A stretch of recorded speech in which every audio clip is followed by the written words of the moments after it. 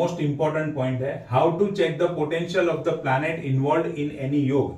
देखो बहुत बार आपको दिखेगा तो सही यहाँ पर आहा इतना सारा धन योग है, इतना सारा याज योग है, बट जो प्लैनेट यहाँ पर आपको दिखा रहा है कि हाँ भाई मैं धन योग लेकर आ रहा हूं या राज योग लेकर आ रहा हूं, क्या वो प्लैनेट के अंदर रियल में वो शक्ति है कि वो आपको रिजल्ट डिलीवर कर सके?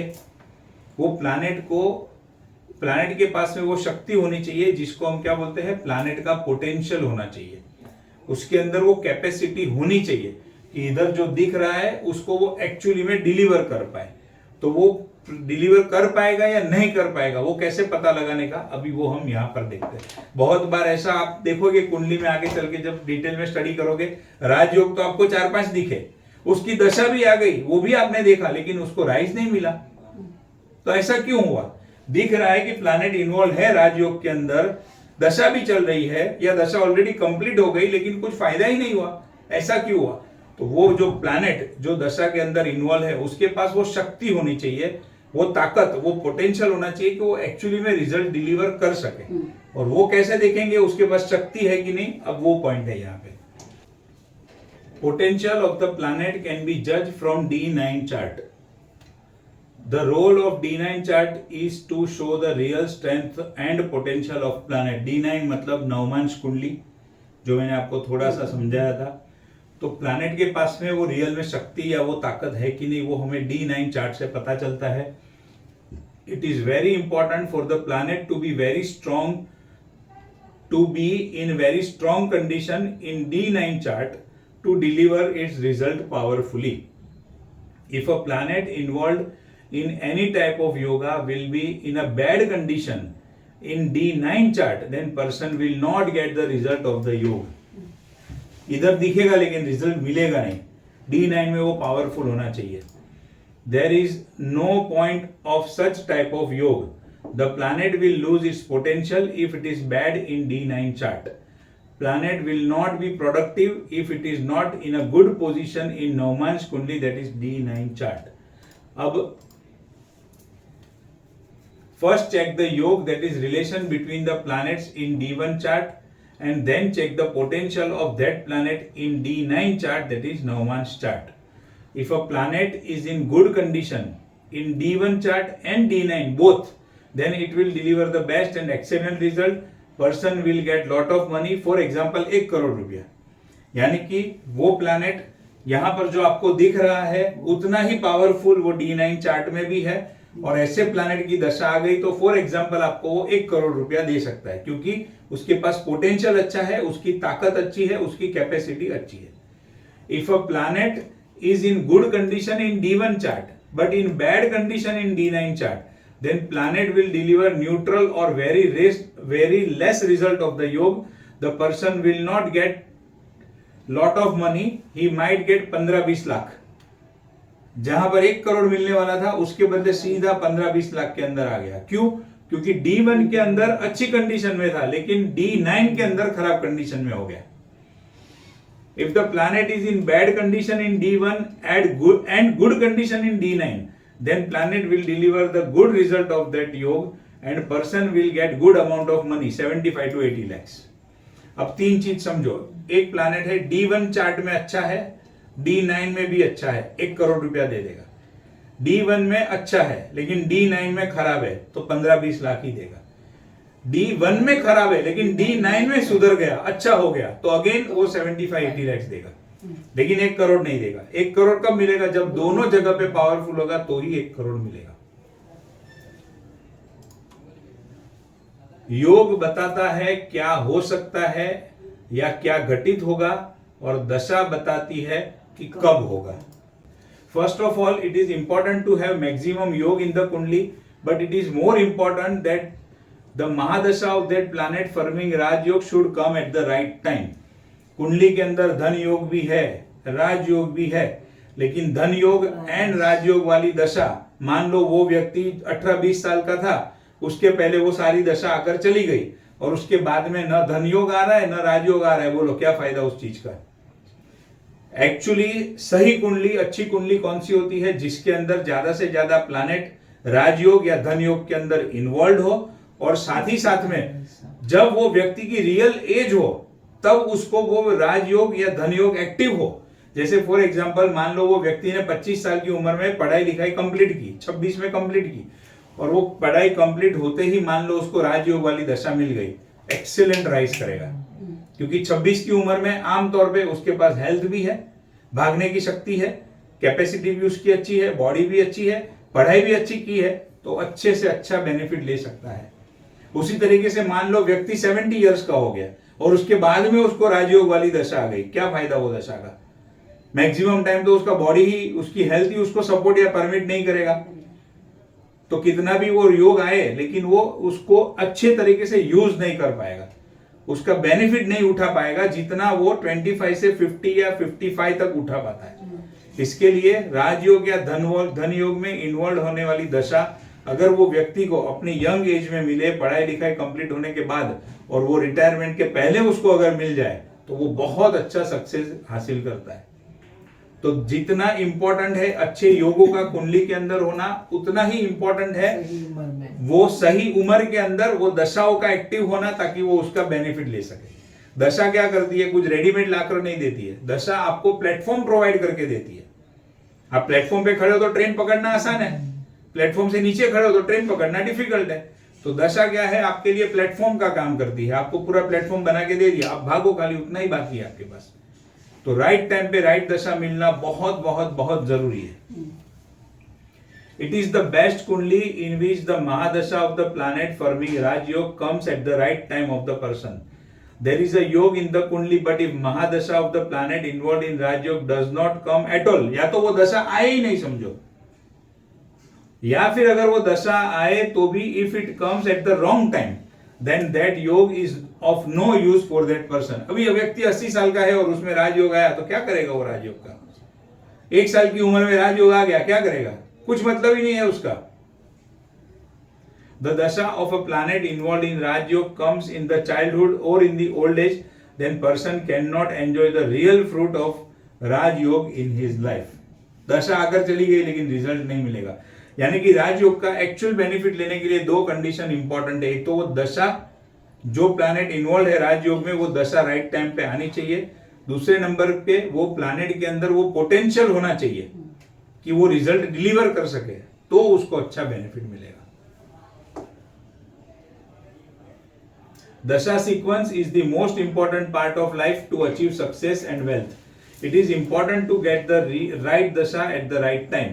Dasha provide a platform to the person for the growth and success.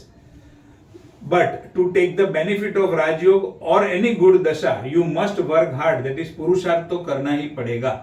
Without sufficient efforts, dasha will not deliver its result. उसके लिए जो जरूरी है वो दशा का एफर्ट्स तो आपको करना ही पड़ेगा, अदरवाइज वो रिजल्ट डिलीवर नहीं करेगा। देखो अब कैसे देखोगे प्लैनेट का पोटेंशियल। यहां पर अगर आप देखो प्लैनेट का पोटेंशियल कैसे चेक करते हैं। अब यहां पर देखो शुक्र है, शुक्र क्या है? देखो शुक्र का स्टेटस क्या है, बताओ मुझे। शुक्र का स्टेटस क्या है वो बताओ। शुक्र कौन सी राशि में है? देखो जुपिटर की राशि तो बराबर, लेकिन मीन राशि है, शुक्र उच्च का है। शुक्र उच्च नीच और ये सब तुरंत ध्यान पड़ना चाहिए। शुक्र क्या है? उच्च का है। अब नॉर्मली शुक्र उच्च का है तो अच्छी बात है, लेकिन शुक्र यहां पर उच्च का है। वही शुक्र आप D9 चार्ट में देखो कौन सी राशि में है? जुपिटर की राशि में है। उच्च का है? नहीं है। वीनस, ये जो D1 चार्ट के अंदर वीनस है, ये D1 चार्ट के अंदर वीनस उच्च का है और वीनस लॉर्ड है 6th हाउस का एंड 11th हाउस का। ये तो समझ में आ रहा है आपको। अब 6th हाउस का लॉर्ड होने के कारण ये क्या है? कंपटीशन में जीता सकता है, लेकिन उच्च का है। 6th हाउस बीमारी का है, बीमारी भी भर भर के दे सकता है। 11th लॉर्ड है तो गेन्स एंड बेनिफिट अच्छे करवा के दे सकता है। साथ में आप देखो तो शुक्र त्रिषडाया लॉर्ड है 6 एंड 11, तो शुक्र की महादशा आएगी तो त्रिषडाया लॉर्ड और वो भी उच्च का। आमतौर पे त्रिषडाया लॉर्ड हम अच्छे नहीं गिनते। तो ये व्यक्ति की शुक्र की महादशा gains and benefit financial level से तो अच्छी जाएगी, लेकिन हेल्थ के एंगल से ये व्यक्ति को बहुत डिस्टर्ब कर सकती है। और शुक्र का पावर बहुत बढ़ गया क्योंकि उच्च का हो गया और ऊपर से त्रिषडाया लॉर्ड है। आई बात समझ में? लेकिन ये क्या है, D1 चार्ट है। अब मुझे देखना है कि भाई ये इतना डेंजर यहां पर बैठा है, क्या वो रियल में डेंजर रिजल्ट देगा? तो मैं जाऊंगा D9 के पास। D9 के अंदर मैं शुक्र की पोजीशन देखता हूं। शुक्र बोलो क्या है? जुपिटर की राशि में है, उच्च का है, उच्च का भी नहीं है, नीच का भी नहीं है। शुक्र सिंपल जुपिटर की राशि में है, ठीक है। तो जो इधर अच्छे अच्छे रिजल्ट मिलने वाले थे वो भी कम हो गए, लेकिन जो नेगेटिव रिजल्ट भर भर के मिलने वाले थे वो भी कम हो गए। इसको बोलते हैं पोटेंशियल। अब यहां पर आपको हेल्प करेगा शुक्र एंड जुपिटर के बीच में रिलेशनशिप क्या है। शुक्र को जुपिटर से प्रॉब्लम नहीं है, जुपिटर को शुक्र से प्रॉब्लम है। यानी शुक्र जो है वो जुपिटर की राशि में ठीक ठाक रिजल्ट दे देगा। अगर वो यहां पर भी उच्च का होता तो ये व्यक्ति को शुक्र की महादशा में हेल्थ इश्यू से कोई नहीं बचा सकता था। पैसे मिलते थे। हमारे कास्ट में एक व्यक्ति थे, कास्ट में उन्होंने बहुत खर्चा किया, लास्ट स्टेज पे क्या हुआ, पैसे करोड़ों रुपए, लेकिन दोनों किडनी फेल, डायलिसिस कंटिन्यूस चालू, बैठे हैं बेड पे, पैसे की कोई कमी नहीं है, लेकिन डायलिसिस पे है कंप्लीट, वो पैसा एंजॉय ही नहीं कर पाए। तो क्या हो गया, शुक्र, मैंने क्यों डायलिसिस बोला, हो सकता है शायद शुक्र की महादशा हो, मैंने देखी नहीं है उनकी कुंडली, बट मेरा लॉजिक पकड़ रहा हूं, क्योंकि किडनी रिलेटेड डिजीज शुक्र से कनेक्टेड है। शुक्र की दशा आ गई, अगर इस तरीके से शुक्र अगर नेगेटिव हो तो 6 और 11 डिजीज, बीमारी दे दिया, साथ में पैसा भी भर भर के दे दिया, बट वो एंजॉय ही नहीं कर पाया। यहां पर शुक्र का पोटेंशियल जो यहां पर आपको दिख रहा है, यहां पर आपको समझ में आ गया उसका पोटेंशियल कम हो गया। अब उसी तरीके से इसके अंदर देखो, D1 चार्ट के अंदर मर्क्यूरी देखो, मर्क्यूरी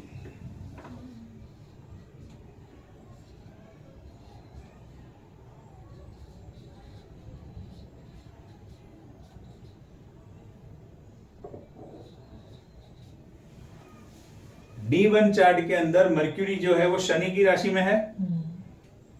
तो मर्क्यूरी और शनि को तो आपस में कोई प्रॉब्लम नहीं है, एक दूसरे का शत्रु नहीं है ना, मूल मुद्दा वो है। न्यूट्रल होगा, फ्रेंड होगा, वो चलेगा, शत्रु नहीं है, ठीक है। तो मर्क्यूरी, लेकिन यहां पर मर्क्यूरी क्या है, शनि की राशि में है, यानी न्यूट्रल है या तो मित्र है।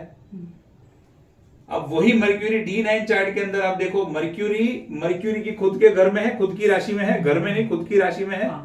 तो ये क्या हो गया, यहां पर थोड़ा वीक था बट यहां पर पावरफुल हो गया, खुद के राशि में है। प्लैनेट का स्टेटस किस तरीके से चेक करेंगे, सबसे पहला वो उच्च का हो तो सबसे बढ़िया, लेकिन अगर वो नेगेटिव हाउस का लॉर्ड बन के अगर उच्च का है तो वो वापस खराब है। बट नॉर्मली उच्च का है तो सबसे बढ़िया, अगर उच्च का नहीं है तो खुद की राशि में होना चाहिए, खुद की राशि में नहीं है तो मित्र की राशि में होना चाहिए, मित्र की राशि में भी नहीं है तो एटलीस्ट वर्गोत्तम होना चाहिए। उसी तरीके से खराब स्टेटस कैसे चेक करेंगे, या तो सबसे पहला प्लैनेट नीच का है, या शत्रु के घर में है, या न्यूट्रल प्लैनेट के घर में है, और या फिर वो वर्गोत्तम नहीं है। अगर D1 में उच्च का है लेकिन D9 के अंदर नीच का हो गया तो वो नीच का रिजल्ट देगा ज्यादा। फाइनल स्टेटस कौन बताएगा, D9 हमको फाइनल स्टेटस बताएगा। अब ये मर्क्यूरी का पॉइंट क्यों लिया, मर्क्यूरी देखो ये कुंडली के अंदर कौन से घर का लॉर्ड है, मर्क्यूरी 7th एंड 10th का लॉर्ड है। D1 में देखो 7th एंड 10th का लॉर्ड है मर्क्यूरी, ठीक है। तो मर्क्यूरी, लेकिन मर्क्यूरी है शनि की राशि में, यानी उसके मित्र की राशि में है। मित्र की राशि में है तो 7th एंड 10th के अच्छे रिजल्ट दे देगा, लेकिन पोटेंशियल आप चेक करो तो मर्क्यूरी अपने खुद की राशि में है D9 में, तो अच्छे नहीं, बहुत अच्छे रिजल्ट देगा वो। मित्र की राशि में था तो अच्छे रिजल्ट दिया, लेकिन वही उसका पोटेंशियल अपने D9 में अपनी खुद की राशि में है तो वो बहुत अच्छा रिजल्ट देगा।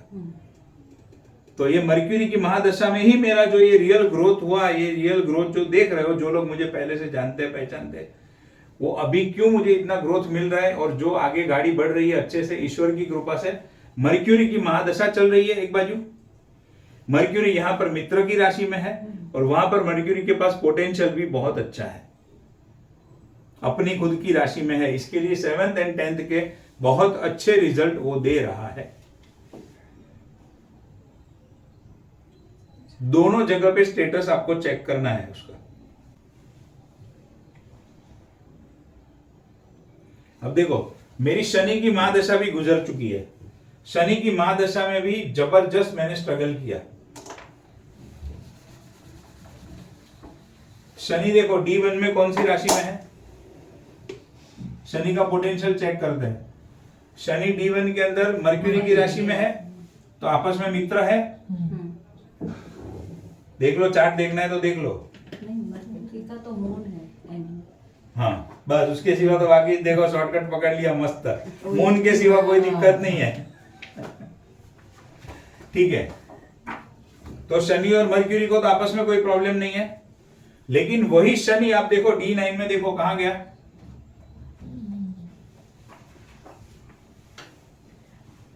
सन में मार्स, शनि मार्स मंगल की राशि में चला गया। राशि में। और मंगल और शनि के बीच में क्या है, शनि का शत्रु है मंगल, हाँ। बराबर है। शनि यहां पर मर्क्यूरी की राशि में है, यानी अपने मित्र की राशि में है, लेकिन वही शनि D9 के अंदर, ये हो गया D1, ये हो गया D9, वही शनि D9 के अंदर चला गया शत्रु की राशि में। अब शनि लॉर्ड कौन से घरों का है कुंडली में, second and third, second Lord and third Lord Saturn है। तो अगर second Lord and third Lord Saturn mercury के यानी कि अपने मित्रों की राशि में हो तो अच्छे रिजल्ट देने चाहिए।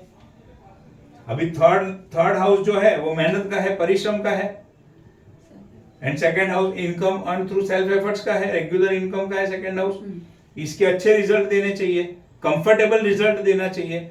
लेकिन एक्चुअली मेरे साथ हुआ क्या, मुझे ये दोनों घरों के रिजल्ट तो मिले, लेकिन सेकेंड हाउस यानी इनकम के लिए मुझे बहुत स्ट्रगल करना पड़ा, सेल्फ एफर्ट्स बहुत लेने पड़े। और क्यों लेने पड़े, रिजल्ट तो दिया सेकेंड एंड थर्ड हाउस का, लेकिन शत्रु की राशि में होने के कारण मेहनत, एफर्ट्स, हार्डवर्क भर भर के उसने करवाया। और यहां पर जो शनि का पोटेंशियल था वो शत्रु की राशि में जाने से पोटेंशियल उसका खत्म हो गया। पोटेंशियल खत्म हुआ तो क्या हुआ, उसने हार्डवर्क, मेहनत, स्ट्रगल बहुत भर भर के करवाया। अगर वही शनि यहां पर उच्च का होता तो कंफर्टेबली अच्छे पैसे दे देता। अगर यहां पर भी मर्क्यूरी में होता, यहां पर भी मर्क्यूरी में होता तो भी कोई प्रॉब्लम नहीं है। प्रॉब्लम कहां आया, यहां पर मित्र की राशि में है, यहां पर शत्रु राशि में आ गया तो प्रॉब्लम आ गया। अब देखो, ये कुंडली के अंदर शनि की महादशा अभी चल रही है। शनि कौन से घरों का लॉर्ड है, सेकंड एंड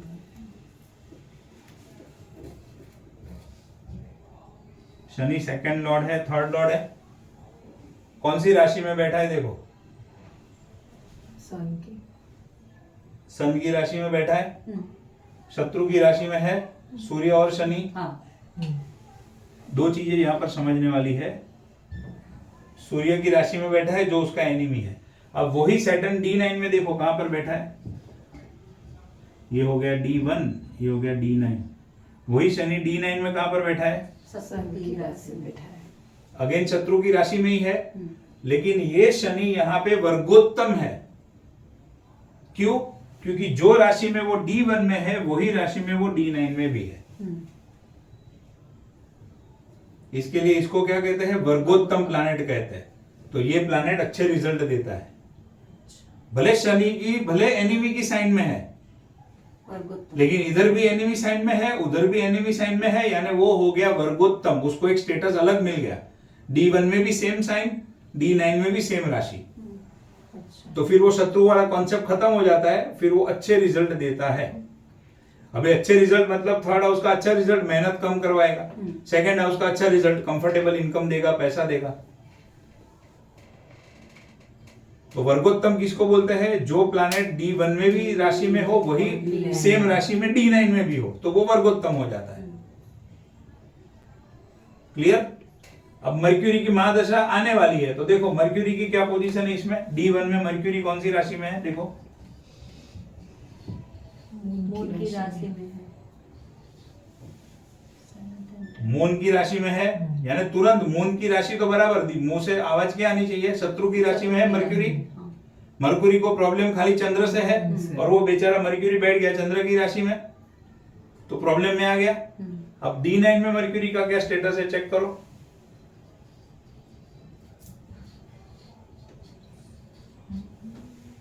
शनि की राशि में है, उसके मित्र की राशि में है, मित्रता है दोनों के बीच में, तो भले यहां पर शत्रुता है, यहां पर मित्रता होने के कारण ये अच्छे रिजल्ट देगा। तो जो रिजल्ट देगा वो D9 ही देगा इन शॉर्ट। पोटेंशियल, प्लैनेट का पोटेंशियल, रिजल्ट यहां से आएगा। मरक्यूरी कौन से घर का लॉर्ड है, थर्ड हाउस नहीं, है। रिजल्ट उधर का लेंगे, काउंट करेंगे, हाँ। लेकिन फाइनल जो रहेगा D9 वो जो D9 में जहाँ पे बैठे रहेगा उसके हिसाब से अच्छा बुरा जो भी है क्वालिटी उधर से पता क्वालिटी चलेगी। से उधर से योग योग योग इधर से दिख रहा है, लेकिन वो योग फलीभूत होगा कि नहीं, वो इधर से दिखेगा। अभी हमने ये कुंडली में देखा था ना, मरक्यूरी केंद्र का लॉर्ड है, सूर्य त्रिकोण का लॉर्ड है, मरक्यूरी एंड सूर्य साथ में है, राजयोग के रिजल्ट मिलने चाहिए, बट मरक्यूरी तो बैठा है बेचारा शत्रु की राशि में, राजयोग इसका पिट गया। लेकिन जैसे ही डिटेल में देखा भाई D9 में क्या पोजीशन है, तो मरक्यूरी आ गया मित्र की राशि में, तो वापस राजयोग का रिजल्ट बढ़ गया। अब यहां पर ये राजयोग का रिजल्ट फॉर एग्जांपल 1 करोड़ रुपया देता, बट यहां पर क्योंकि शत्रु की राशि में है उसका पोटेंशियल कम हो गया, कम हो गया। लेकिन फिर भी D9 के अंदर हमने देखा उसका रिजल्ट वो मित्र की राशि में है, तो 80 लाख के ऊपर या 75 लाख के ऊपर लेके आया। समझे। पूरा 1 करोड़ तो नहीं आएगा, अगर यहां पर भी अच्छा हो यहां पर भी अच्छा हो तो ही वो चीज आएगी। सिर्फ D1 में होता तो अप टू 20। एग्जैक्टली, खाली D1 में होने का तो इन शॉर्ट कोई मतलब ही नहीं है, उसके पास पोटेंशियल होना ही चाहिए।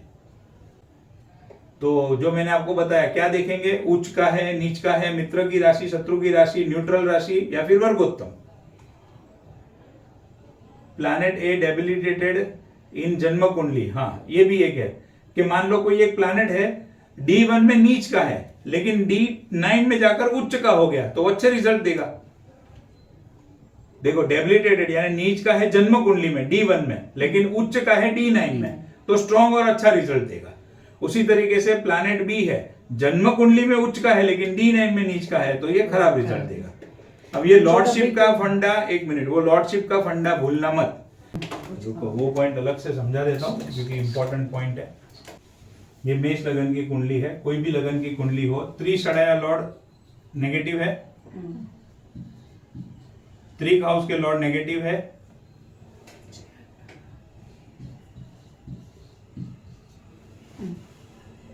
तो त्रिषडाया लॉर्ड या त्रिक हाउस के लॉर्ड्स, मान लो ये D1 चार्ट है, D1 चार्ट में ये लॉर्ड अगर उच्च के है, लेकिन D9 में वो जाकर नीच के हो गए, तो व्यक्ति के लिए अच्छा है। आई बात समझ में? क्योंकि त्रिषडाया एंड त्रिक हाउस के लॉर्ड अगर उच्च के होंगे तो नेगेटिव रिजल्ट भर भर के देंगे, जबरदस्त हायर लेवल पे देंगे, लेकिन उनके पास क्या वो पोटेंशियल है नेगेटिव रिजल्ट को देने का? तो अगर हमने D9 में चेक किया, यहां पर भले उच्च के है D1 के अंदर, D1 में भले उच्च के है लेकिन D9 में नीच के हो गए, तो मान लो वो 1 करोड़ का नुकसान करवा सकते थे, उसके बदले D9 में नीच के होने के कारण वो 50 लाख का नुकसान करवाएंगे। कंप्लीट छोड़ेंगे नहीं, बट नुकसान की जो मात्रा है, इंटेंसिटी है, बहुत कम हो जाएगी। सेम इससे विपरीत ये लॉर्ड मान लो D1 में नीच के है, त्रिषडाया लॉर्ड एंड त्रिक हाउस के लॉर्ड यहां पर नीच के है, लेकिन D9 में उच्च के हो गए, तो व्यक्ति के लिए बहुत बुरा है। कॉन्सेप्ट अभी लॉजिक आपको समझ में आ गया है। उसी तरीके से ये त्रिक हाउसेस या त्रिषडाया लॉर्ड यहां पर समझो कि अपने घर में है, ओन साइन, अपने घर में नहीं, ओन साइन, खुद की राशि में है, तो इनकी पावर बढ़ गई खुद की राशि में होने के कारण। लेकिन वहां पर अगर D9 में हमने देखा वो लोग आ गए एनिमी साइन में, तो ये व्यक्ति के लिए अच्छा है, क्योंकि खुद के घर में होते तो खुद का जो नेगेटिव रिजल्ट है भर भर के दे सकते थे, लेकिन शत्रु के घर में गए तो उनका रिजल्ट देने में स्ट्रगल करना पड़ेगा, तो वो रिजल्ट कम देगा। अच्छी चीज कम करेगा तो बुरी चीज भी कम करेगा। आई बात समझ में? वही ये सारे लॉर्ड अगर यहां पर समझो कि एनिमी साइन में है, लेकिन वही D9 में जाकर हो गए फ्रेंडली साइन में या फिर ओन साइन में, व्यक्ति के लिए बहुत खराब है। अब उससे अलग एग्जांपल देखते हैं। अच्छे घरों की बात करें अगर हम, तो 1 4 7 10, 1 5 9 केंद्र एंड त्रिकोण के हाउसेस नॉर्मल अच्छे हाउसेस मानते हैं। मान लो इसके लॉर्ड D1 चार्ट के अंदर उच्च के है लेकिन D9 के अंदर नीच के हो गए तो व्यक्ति के लिए खराब है, क्योंकि जो अच्छा भाग्य का सपोर्ट उच्च का होने के कारण भाग्य का सपोर्ट बहुत अच्छा मिलने वाला था वो यहां पर कम हो गया। यहां पर 1 4 7 10 1 5 9 D1 के अंदर नीच के है लेकिन D9 में जाकर उच्च के हो गए, बहुत अच्छा है। यहां पर D1 में ये सारे लॉर्ड अपनी खुद की राशि में है लेकिन D9 में शत्रु की राशि में चले गए तो खराब है। D1 में शत्रु की राशि में है लेकिन D9 में मित्र की राशि में या न्यूट्रल राशि में गए, अच्छा है। तो खाली उच्च का अच्छा, खाली नीच का अच्छा, खाली केंद्र के लॉर्ड हमेशा अच्छे, त्रिकोण के लॉर्ड हमेशा अच्छे, त्रिषणाया ये खराब, लेकिन वो सारा डिपेंड किसके ऊपर करता है, उसके लॉर्ड की पोजीशन D1 में क्या है, D9 में क्या है। कितनी सारी चीजों को देखने के बाद आप कोई चीज बोल सकते हो। और बाकी आप ये YouTube के ऊपर इधर उधर वीडियो देखो, सब धनाधन बोलते जाते हैं। आपको क्या लगता है कौन इतना देखता होगा बोलो? बहुत कम लोग ये सारी चीजें देख के फिर कुछ वीडियो बनाते होंगे या कुछ बोलते होंगे। बाकी तो चला रहा है। लेकिन आप जब तक ये सारी चीजों को डिटेल एनालिसिस नहीं करोगे आप कंक्लूजन के ऊपर नहीं पहुंच पाओगे। और वर्गोत्तम समझ में आ गया? इधर जो राशि में है वही राशि में D9 में हो तो वो वर्गोत्तम। तो जो नेगेटिव लॉर्ड, जो नेगेटिव हाउस के लॉर्ड है वो अगर वर्गोत्तम है तो वो व्यक्ति के लिए अच्छा है कि खराब है? आई गूगली। क्या बोले सर? 3 6 11 त्रिषणाया, 6 8 12 नेगेटिव लॉर्ड्स अगर वर्गोत्तम है तो ये व्यक्ति के लिए अच्छा है कि बुरा है? बुरा है। નહીં, અહીંયા બી સપોઝ એનું ખરાબ થાય છે તો ત્યાં બી ખરાબ થાય છે, તો સારું એકચ્યુઅલમાં ને बुरा है। 3 6 11 के लॉर्ड यहाँ पर जो राशि में है ખરાબ રિઝલ્ટ આપે છે ઓલરેડી। खराब रिजल्ट आपे જેમ नहीं, यहाँ पर जो राशि में है वही राशि में D9 में है, वर्गोत्तम हो गया तो नेगेटिव लॉर्ड को वर्गोत्तम का सपोर्ट मिल गया तो नेगेटिव हो गया ना। वो नेगेटिव लॉर्ड को हमेशा शत्रु की राशि मिले या नीच का हो जाए तो उसका पावर कम हो जाता है। उसी तरीके से ये जो 1 4 7 10 है वो अगर वर्गोत्तम हो, यानी कि जो राशि में यहाँ पे है वही राशि में D9 में हो तो व्यक्ति के लिए अच्छा है।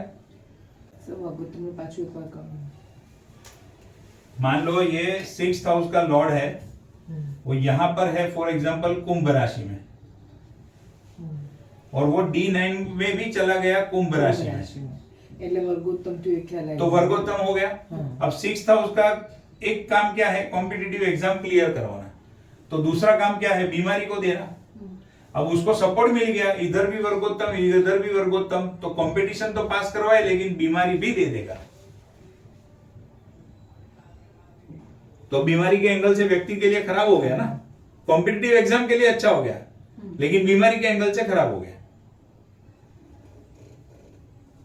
तो एक अच्छा एक बुरा दोनों परिणाम आया, तो हम कैसे हाँ, लेकिन ऐसा क्यों बोल सकते? खराब ऐसा क्यों बोल सकते हैं कि मान लो फॉर एग्जांपल वो व्यक्ति की उम्र फॉर एग्जांपल 50 साल की, उसको कॉम्पिटिटिव एग्जाम से वो टाइम पे कुछ लेना देना है नहीं, तो फिर वहां पे उम्र मैटर करता है। उम्र मैटर करता है तो बीमारी दे देगा वो।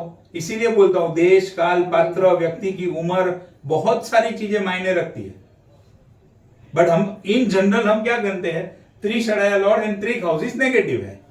अभी अष्टम का 8 हाउस का स्वामी है, वो पीड़ा देता है बराबर, इररिस्पेक्टिव किधर भी वो पीड़ा देता है। तो अगर वो पीड़ा वाला प्लैनेट वर्गोत्तम हो गया तो पीड़ा देने में उसको सपोर्ट मिल गया, तो व्यक्ति के लिए नेगेटिव है, अच्छा नहीं है। लेकिन वो अगर वर्गोत्तम नहीं है तो अच्छा है कि भाई पीड़ा कम देगा, पीड़ा तो देगा।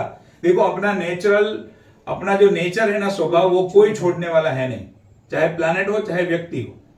उसका मूलभूत नेचर, बेसिक नेचर तो वो छोड़ेगा ही नहीं।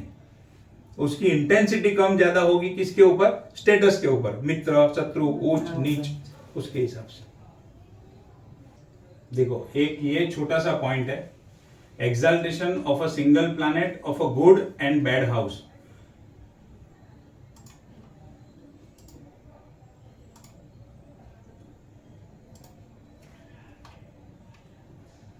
ये हमने देखा था, ये पॉइंट आपकी कुंडली में अभी आया है तो सिर्फ रिपीट करना है और कुछ नहीं है।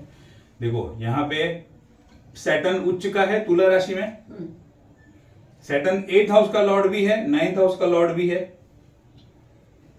तो ये पॉइंट यहाँ पे क्या कहता है, if a planet of a good house and bad house both are exalted, then problem will increase, but at the same time person will have find the solution or will find the way to face the solve the problem. मिथुन लग्न कुंडली 8th and 9th Lord Shani, exactly वही आपकी कुंडली का example है। If the lord of 8th house and 9th house both are same and both are exalted, then the intensity of the pain will be very high, but at the same time person will get very good support from his भाग्य। 9th house। जो आपकी कुंडली पे हमने उस दिन discuss किया था वो मैंने बताया भी था, पीड़ा बढ़ेगी लेकिन उसमें भाग्य का सपोर्ट भी मिलेगा। हर्डल्स, ऑब्स्टिकल, प्रॉब्लम डेफिनेटली आएंगे, बट उसमें से निकलने का रास्ता भी भाग्य के सहारे से मिल जाएगा, क्योंकि सिर्फ 8th लॉर्ड उच्च का है ऐसा नहीं है, 9th लॉर्ड भी उच्च का हुआ है, तो दोनों घर अपना काम करेंगे, एक प्रॉब्लम देगा, एक रास्ता दिखाएगा। उसी तरीके से कोई भी एक पॉजिटिव हाउस हो, एक नेगेटिव हाउस हो, तो नेगेटिव हाउस के रिजल्ट भी आएंगे, बट पॉजिटिव हाउस के रिजल्ट भी आएंगे, तो उसमें से रास्ता निकल जाएगा। दूसरा भी एक एग्जांपल लिखा है मैंने, कुंभ लग्न निकालो, कुंभ लग्न।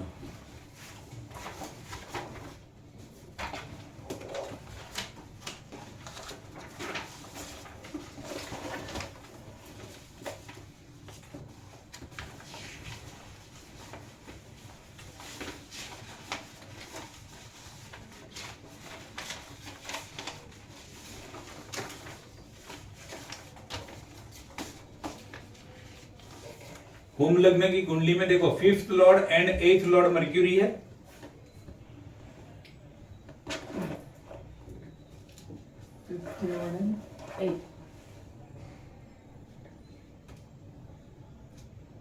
अच्छा, हाँ।